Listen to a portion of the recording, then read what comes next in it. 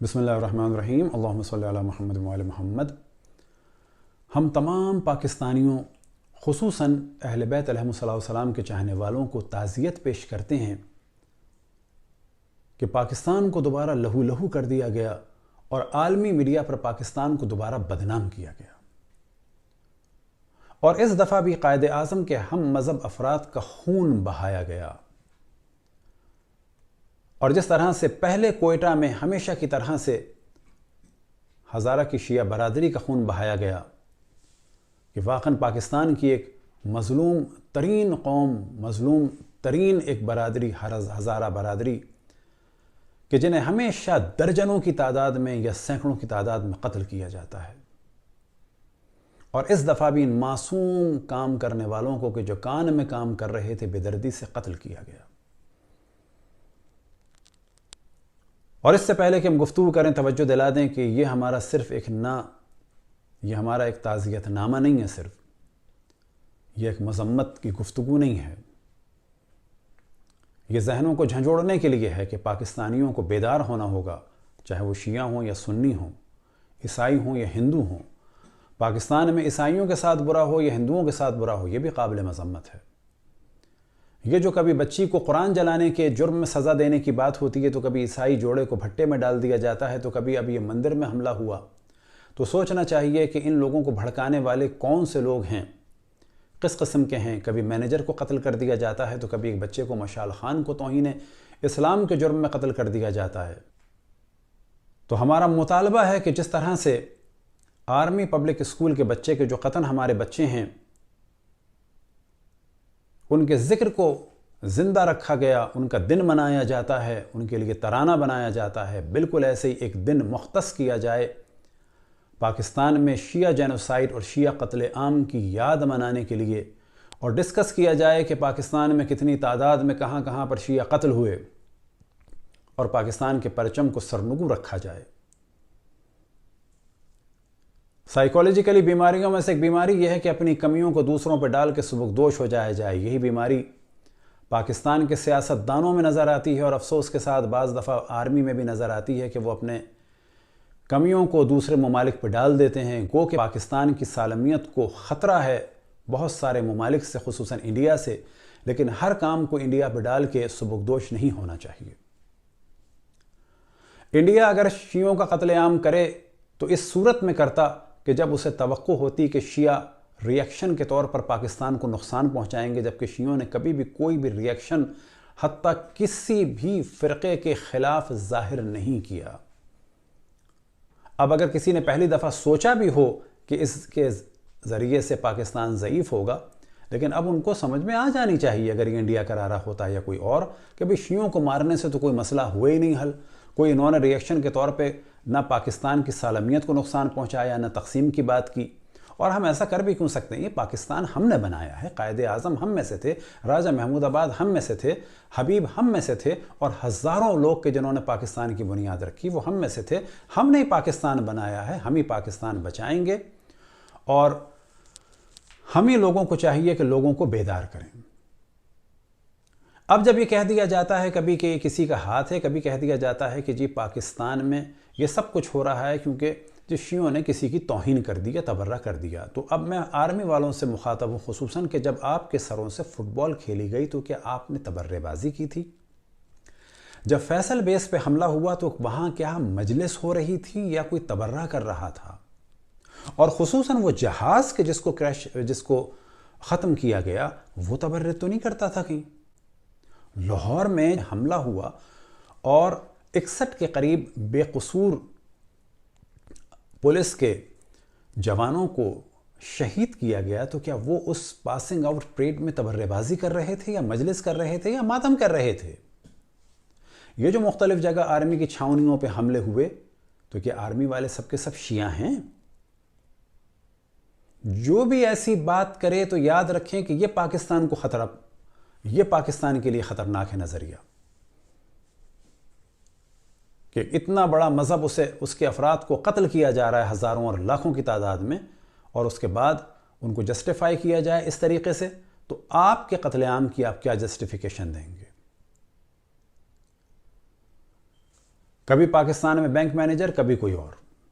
اس شدت کو ختم کرنا ہوگا اور ایک ماحول بنانا ہوگا کہ ڈائلاگ ہوں، اور جب یہ ختم ہو جائیں ڈائلاگ تو اس کے بعد ایک اپنی زندگی گزاری جائے. یہاں پر ایک لمحہ فکریہ ہے کہ جتنے لوگ دہشت گردی میں مبتلا ہیں، یہ لوگ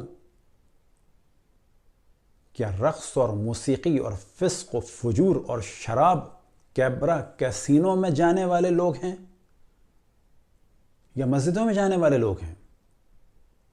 یہ عیسائی تھے، ہندو تھے، بدھسٹ تھے، کمیونسٹ تھے، جین تھے، پارسی تھے، سکھ تھے، کون تھے یہ؟ نہ، یہ سب مسلمان ہیں، مسلمانوں کے گھروں میں پیدا ہوئے ہیں. یہ کیوں دہشت گرد بنتے ہیں؟ چاہے انگلینڈ میں، چاہے پاکستان میں، چاہے کہیں اور. پتہ چلتا ہے کہ جب ایک خاص جگہ، ایک مسجد میں جانا شروع کرتے ہیں تو دہشت گرد بنتے ہیں. وہ مسجد کن کی ہوتی ہے؟ تو ہمیشہ جواب ملتا ہے یہ مسجد ہے ان لوگوں کی کہ جہاں پر نظریات پڑھائے جا رہے ہیں ابن تیمیہ کے اور ابن وہاب کے اور اسی قسم کے دوسرے افراد کے. یہ کیا وجہ ہے کہ 9/11 ہو یا 7/7 ہو، ہمیشہ وہاں پر وہی مینٹلٹی نظر آتی ہے، دیوبندی اور سلفی.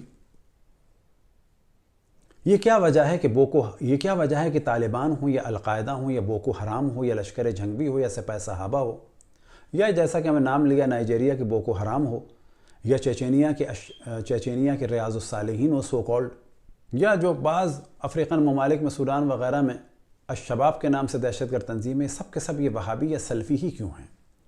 یہ ابن وہاب اور ابن تیمیہ ہی کے ماننے والے کیوں ہیں؟ یہ کیا وجہ ہے کہ یہ معصوم لوگوں کو بھی قتل کرتے ہیں؟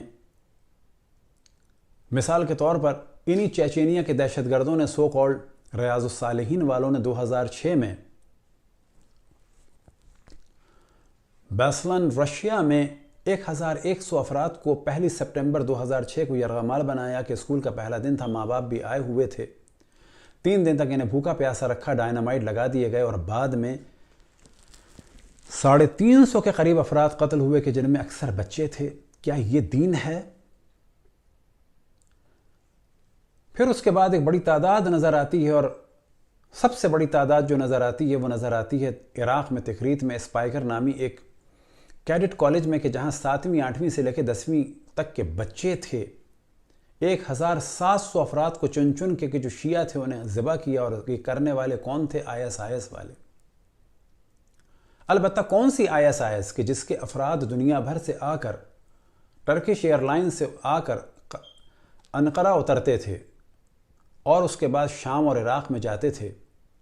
ان کو سپورٹ کرنے کے لیے عراق کا پیٹرول ترکی کے ذریعے سے بک رہا تھا، اور آج اس شخص کو اسلامی ہیرو سمجھا جا رہا ہے ایک ڈرامے کی وجہ سے، کہ جو خود ایک ڈرامہ جو ہے، یہ ڈرامہ ہے.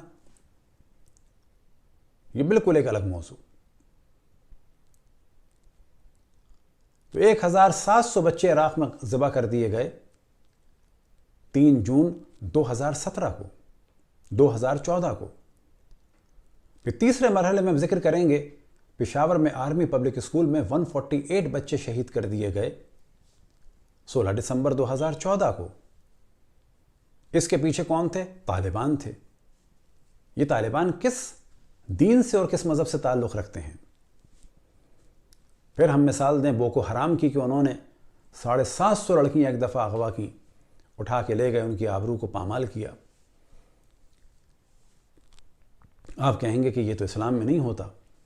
اسی مائنڈ سیٹ کی لڑکیاں دنیا بھر سے IS کی خدمت کے لیے گئیں، اجتماعی زنا کے لیے گئیں، اور اس کا نام رکھا جہاد النکاح، اور اپنے آپ کو لڑکوں کے حوالے کیا. وہ ساری لڑکیاں کسی کیبرے یا کیسینو سے نہیں گئی تھیں. اکثریت ان میں جو یورپ سے گئی وہ لڑکیاں تھیں کہ جو انہی سلفی یا وہابیوں کی مسجدوں میں جاتی تھیں. بیدار ہونے کا وقت ہے، یہ سوچنے کا وقت ہے کہ کیا ہو رہا ہے. پھر ہم دیکھتے ہیں کہ افغانستان میں اسکولوں میں، کالجوں میں جتنے حملے ہوئے کہ جن کی تو فہرست بھی نہیں بن سکتی. اور بوکو حرام کے تو معنی ہی یہی ہیں کہ جو نائجیریا کی تنظیم ہے کہ علم حاصل کرنا حرام ہے. تو یہ جو سارے جرائم ہیں ان سے پردہ ہٹانا چاہیے، ان کو چھپانا نہیں چاہیے کبھی کسی ملک پہ ڈال کے، یا کوئی مذہبی اور اسلامی مسئلہ بنا کے. پھر ہم دقت کرائیں کہ ساری دہشت گرد تنظیمیں کیوں ایک ہی مائنڈ سیٹ رکھتی ہیں. یہ جو آج ہم دیکھ رہے ہیں ISIS اور یہ جو ہم دیکھ رہے ہیں ان سے پہلے طالبان، آرمی کے ساتھ جو کچھ کیا یعنی طالبان نے کیا، وہ کسی اور دین کے کسی اور دین کے ماننے والوں میں پیدا نہیں ہوئے تھے. وہ کوئی ناچنے گانے والے لڑکے نہیں تھے، کسی ایک مسجد میں جا کے ایسے ہوئے تھے. گو کہ اس کے پیچھے بھی کہا جا سکتا ہے کہ پاکستان اس کی اسٹیبلشمنٹ کا ایک خطرناک روپ تھا کہ جب انہوں نے رشیا سے لڑنے کے لیے وہابیوں کو یہاں پر بھرا پاکستان میں اور مدرسے بنائے، اور ان مدرسوں کا عذاب اب وہ دیکھ رہے ہیں. یہی وجہ ہے کہ دنیا میں جہاں بھی بم بلاسٹ ہو رہے ہیں، چاہے 9/11 ہو، 7/7 ہو، طالبان ہوں، القاعدہ ہوں، لشکر جھنگوی ہوں، سپہ صحابہ ہوں، بوکو حرام ہوں، الشباب ہوں، ریاض الصالحین ہوں، یہ سب آپ کو ملیں گے ایک ہی مائنڈ سیٹ سے. اور جب تک انہیں کنٹرول نہیں کریں گے اس وقت تک مشکل کبھی بھی ختم نہیں ہو سکتی.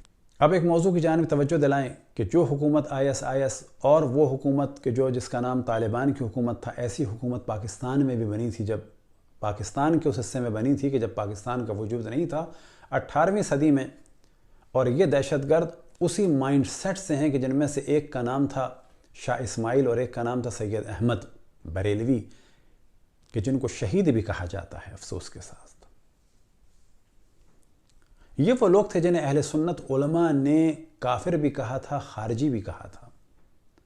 پٹھان قبائل بھی مخالف ہو گئے تھے کیونکہ انہوں نے وہی سب کچھ کیا تھا کہ جو آج القاعدہ نے، طالبان نے اور بوکو حرام نے یا ISIS نے کیا. اسی اسماعیل کی کتاب تقویت الایمان کہ جو کفریات سے بھری ہوئی ہے،